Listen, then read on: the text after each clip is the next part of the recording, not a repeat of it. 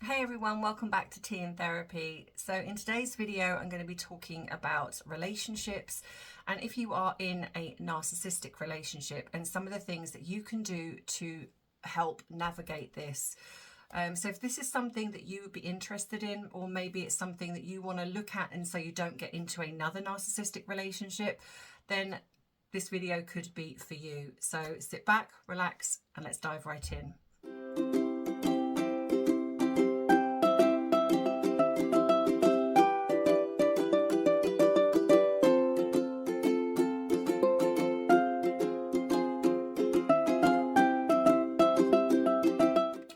So one of the hardest relationships that I have sort of worked with clients is narcissistic relationships. I have worked with varying degrees of whether a client is in a relationship right now or has been in one and is really struggling with the after effects of being in this narcissistic relationship, which becomes narcissistic abuse, or the fact that you might be worried about getting into another narcissistic relationship, and how do you spot the signs? So one of the first things I will say is if you are in a narcissistic relationship right now, you have to look at two options. Are you willing to walk away, as in leave this person, or are you in a situation where perhaps there are children involved, or you're tied financially, or there's just other external factors as to why you cannot walk away from this relationship. I think the first thing also is to not feel guilty or bad about the fact that if you feel that you can't walk away from this relationship, and if you're getting people saying, if that was me, I'd walk away, that might be for them. But I do understand more than anyone how difficult it can be to let go of somebody who is a narcissist. And if there are children involved, it can be a lot more difficult. So when I do these videos,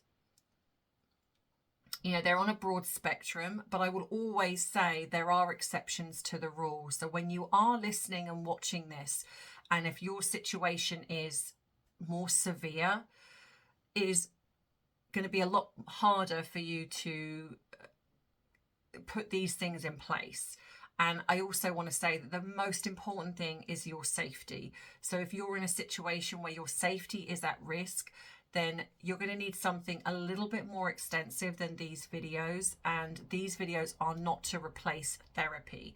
So just please bear that in mind when you are listening, that not everything can apply to your situation. But if these videos can help you in some way, then, take what you want and leave the rest. That's the most important thing. So when you're dealing with someone that is a narcissist, I often hear, how did I get myself into this? And it's not as cut and dried and black and white as what people might think. Narcissists don't just home in on people that are vulnerable, people that they deem as weak. In fact, if anything, can find someone that's quite a strong person, quite a challenge. And so they will do whatever it takes to kind of wear that person down. There's two rules of thumb. They will come in with the real elaborate love bombing where they'll create you to feel like you're the best thing ever. Or depending on your type of personality, they will also come in as in like a more covert, where they will almost act and your rescuer type of personality will kick in. So they could come in as someone that's just very damaged, that they seem sort of like they just need you, and so you will understand that, and your maternal instincts will start kicking in, especially if it's a male narcissist. Now if it's a female, then it's going to be also your rescuer, where you're going to kind of want to look after them because they're going to come across very sort of little and small, and they need help and support, and there's going to be that part of you that kicks in and wants to look after them. So there's two types here. So depending on which one that is, the outcome is going to be the same, that whatever they're doing, their outcome is to gain control over you. And once they have that control, it is very hard to get out. So of course there are steps leading up to the initial phase, like the phase one, so to speak. And that is going to be more about yourself. So if you are in a situation where you've been in a relationship with a narcissist, then the most important thing is to work out within yourself as to why you allowed them because this is part of your learning, is why did I allow them to get through? How did that happen? And a lot of the time there are things within yourself that the narcissist has homed in on. So the first thing you would do is, if you are able to come out of the relationship, which firstly, well done if you've been able to do that, because it is not easy. So that shows you that you do have strength within yourself to step out of this relationship. But the next thing would be, do not, under any circumstances, unless, again, exceptions to the rule, get yourself into another relationship, because the damage that has been done, even if you come away thinking, you know what, I've walked away, I'm fine, you won't be, and things will come up in the next relationship that you might not expect. So the best thing to do is to start working on yourself, and in that way it would be to perhaps go to speak to a therapist, or at least somebody that you can open up and talk about these things with, and the person should really be knowledgeable on narcissism, because they are very different. So going back to kind of, if you're in a situation where you are with a narcissist now, say you're in, and they've started this where they're love bombing, then they withdraw, then they love bomb you again, and they withdraw. Well, we call it hoovering, and you are all over the place. So the next thing would be is, okay, are you willing to leave? Are you willing to walk away? So depending on your answer would be on how then the therapy would go. So if you say, for example, I really cannot, because at the minute I've got children, or I'm financially tied, or I just don't feel strong enough, what it would be then to work on you within yourself. So what they're doing doesn't have an impact, and also within your children as well. And that's a very different scenario, because if they can't get to you, generally speaking, a narcissist will try and get to you through your children. So that can be very, very different. However, if you are in a situation where you are thinking of leaving, but you just don't know how to leave, then again, a job as a therapist would be to get you to a place where you're making this decision yourself, because it is not up to anyone to say to you, you must leave. Because it is not as easy as that.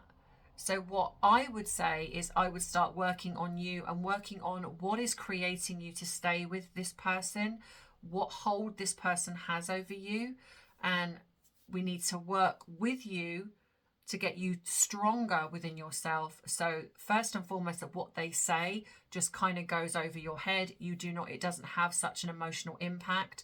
And then get you to a safe place where you're able to leave if you can. But again, these are extenuating circumstances, and this is where you would definitely, in my opinion, either have support, a network, because they can isolate you. So the biggest thing is to not let that happen. I know it can be easier said than done, but if you can at least have one person that you can speak to, that is beneficial. Do not let them isolate you from absolutely everybody, because then you do not have anybody else to talk to rely on. So now, if you're in a situation where this is kind of going on, again, these type of videos possibly will help you try to gain some understanding of why this happened, where it kind of started to go into that, where they get control over you. And that's what you're going to work on. You're going to work on, okay, why or how did they get control over you? What was going on in my life at the time that allowed them in? So once you've established that, then you can start maybe putting things in place where you could then maybe go and speak to a therapist, even if it's online, or you can get some help somewhere to start creating you to feel strong within yourself. Now, if you're somebody that's come out of a narcissistic relationship and you want to look at healing from this, again, in all fairness, most of the time this isn't going to happen unless you speak to a therapist, because the damage can be so deep rooted and you do not know yourself anymore. They will literally change your brain. They will change how you view things. They will change how you think, feel, etc. And you will not trust yourself anymore. So if you are coming out of a narcissistic relationship, the best thing to do is to go and seek help, outside help. and speak to somebody and get this person who would know about narcissistic relationships to work with you, because it takes time to heal from this level of abuse that happens, because it is psychological warfare. So within that, like I say, they change your brain. It changes how you view partners. It changes how you view yourself, and you will second guess the most intricate things and not trust your own judgment. And you want to get that back. You know, you're in a sense wanting to regain your power, because it's there. It is there. That version of you that was before the narcissist will be there, and you can come out of this and be a stronger version of yourself, to the point where you will never be convinced by someone who behaves this way. Now, generally speaking, if you're worried about getting into a relationship and you want to see the signs, and I have said, you know, people have said to me, you know, what's the difference between someone that's just being nice to someone who is a narcissist? And again, like I say, there's always exceptions to the rule. And this doesn't mean that there's anything wrong with you. It doesn't mean that there's that there is something about you that you need to feel guilty about. It just means that somehow they found a way in. And again, go back to the beginning, because trusting yourself, and that's why working on yourself, in my opinion, is so important, because there will be signs. There'll be even little flashes of, I'm not sure, or there's something that they might say and you'll kind of go, I don't know if I liked that. And it might even be seconds, but then they will register, because they'll be you are a study to them, your homework. So they are going to be studying your responses. And even if they see there's a flash of you like pulling back, what they'll do then is they'll come in with some kind of reasoning excuse for that. And then to the point where you'll kind of go, oh, maybe I imagined it. What you want to do is you want to start trusting those things. Your instincts are, in a sense, the most honest that you can be. And when you have those, they are it's called instincts for a reason, because it's instinctive. It's like when you walk into a room and you get a feeling, but then your brain kicks in, your conscious brain that convinces you that, oh, it's fine, don't worry about it.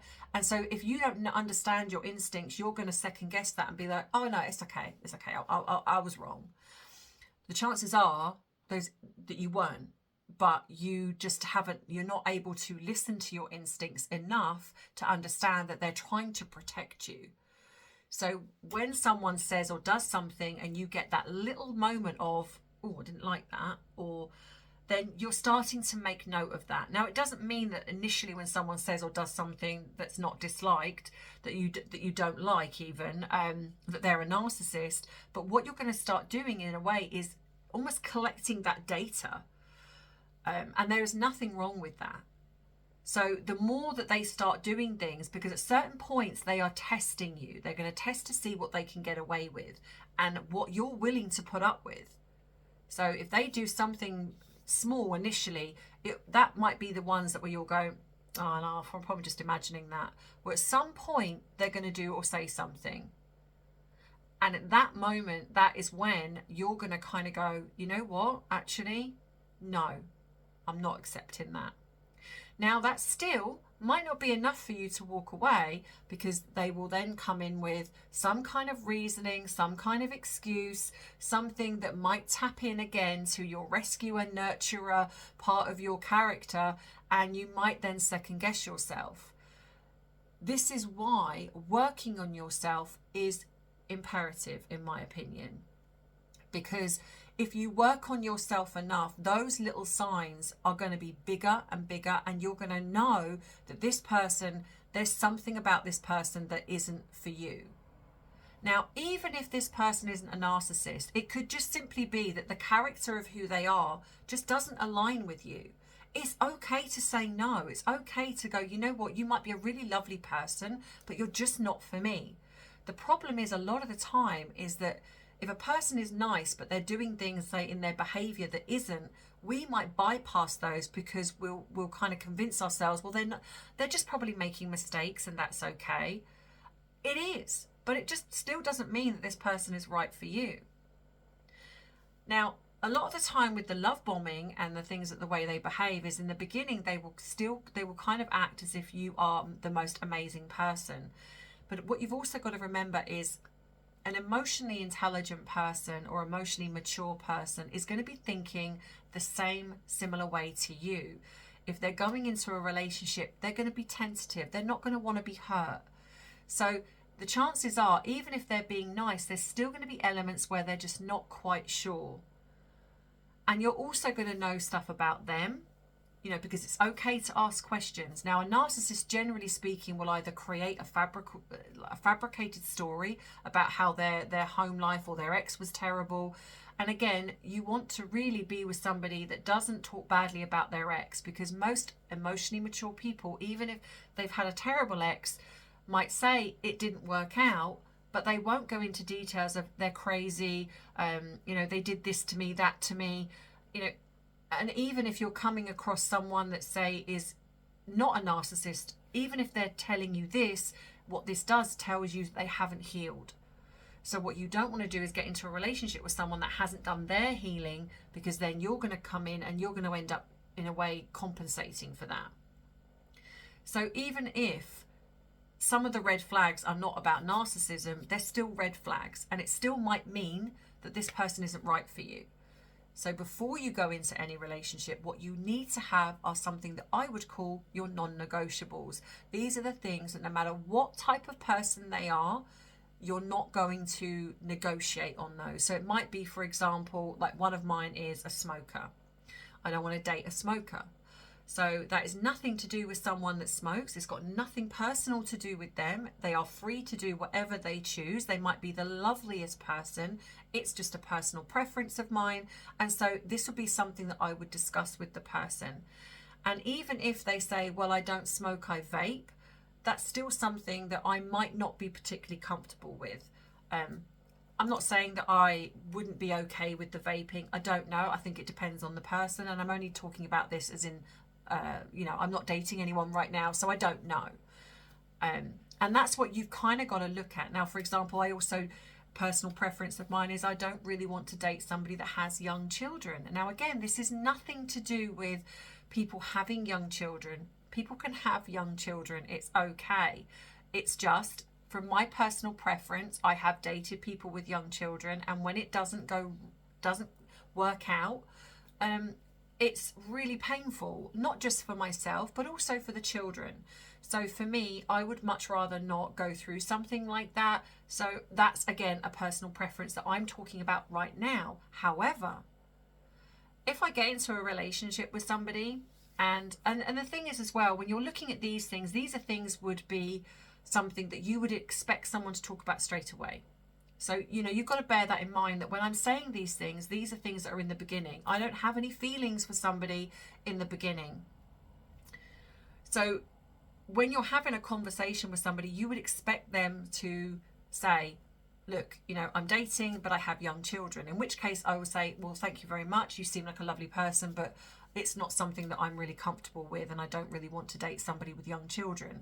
Now, if you've got teenage children or you've got older children, that's okay, not a problem. And a lot of that is also because I want, you know, I work hard, and when my weekends are free, I want to go out and do things. And sometimes, understandably, there is a restriction with having young children.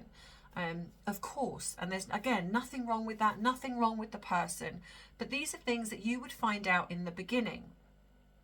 So you might say, for example, decide that you don't want to date somebody that still lives at home with their parents. And again, that's something that is absolutely within your right to do so. So that's something that you would say initially is like, you know, what's your living situation? You know, like for me, I would say, you know, do you have children?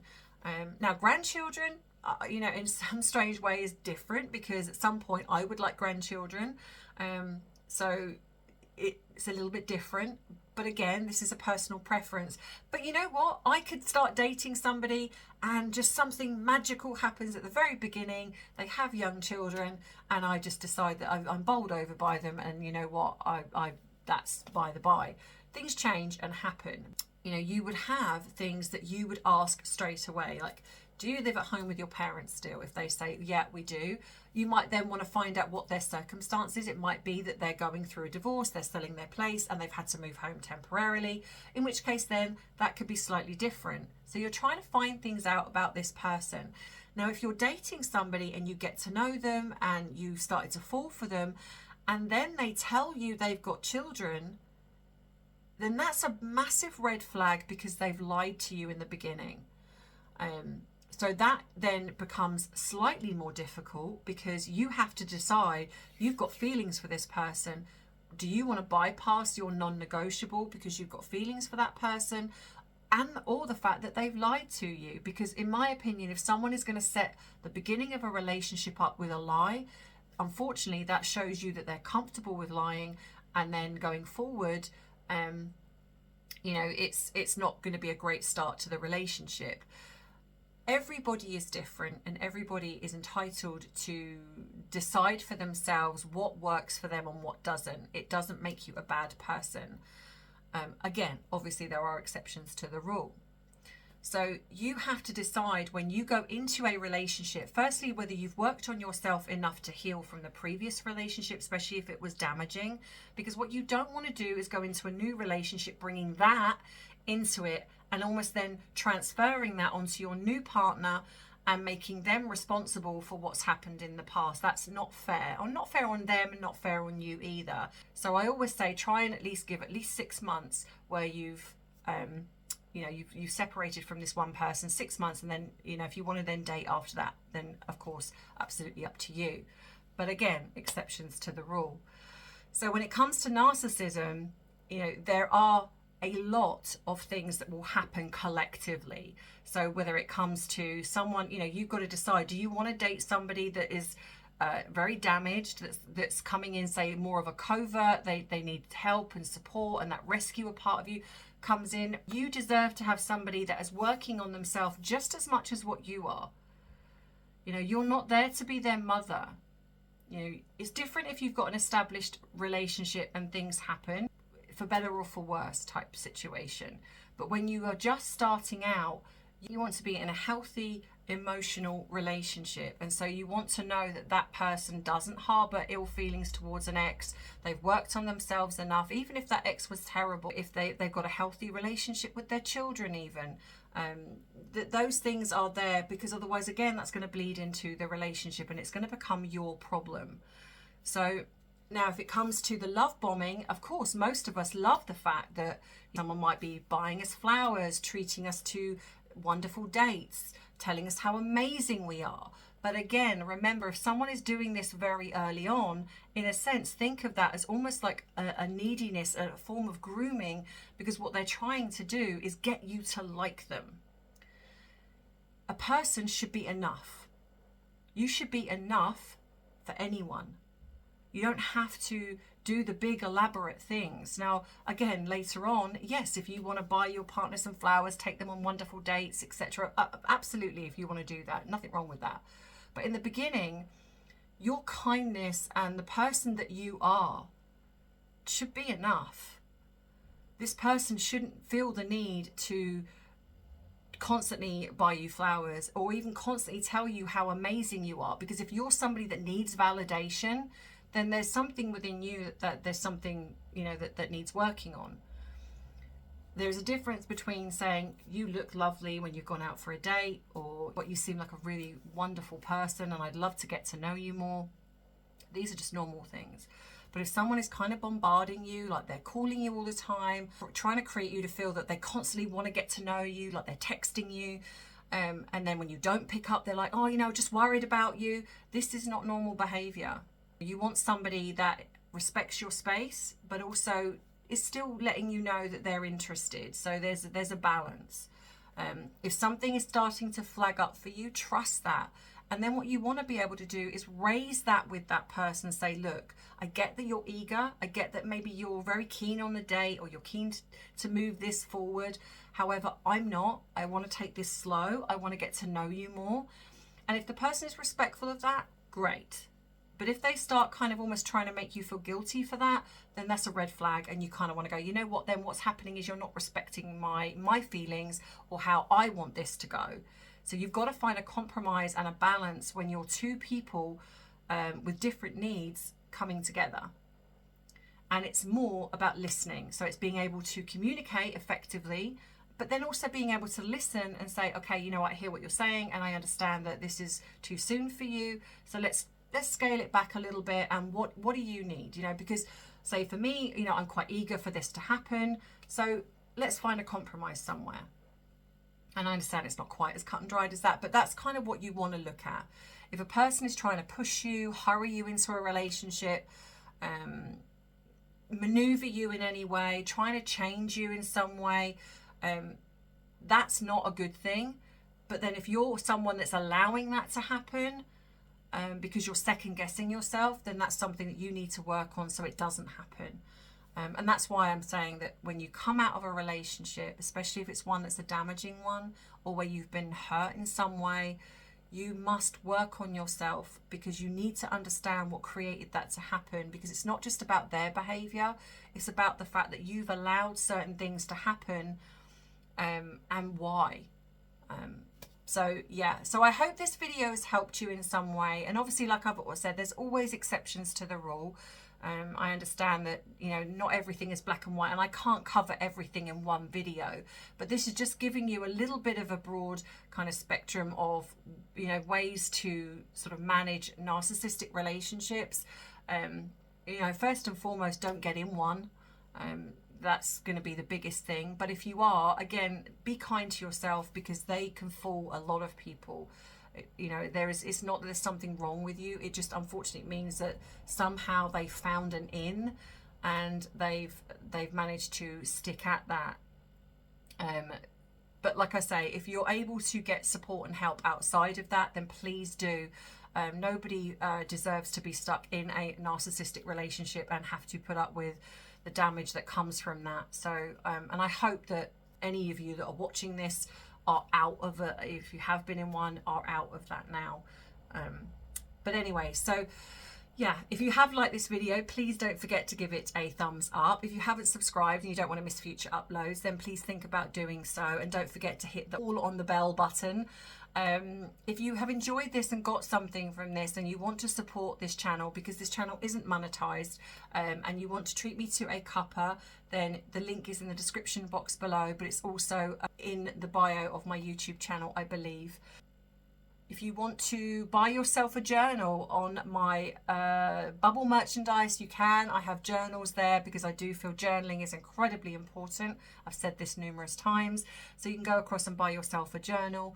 If you just want to email me about your experience, you know, something, or you want to tell me something that you would like me to discuss on this channel, then please drop it in the comments or drop me an email, and I will try and make a list of all the things that I can discuss on here. But in the meantime, I hope you have a great rest of the week, and hopefully I'll be back next week with another video. So take care as always, and look after yourself and be safe, and I'll see you then. Take care. Bye bye.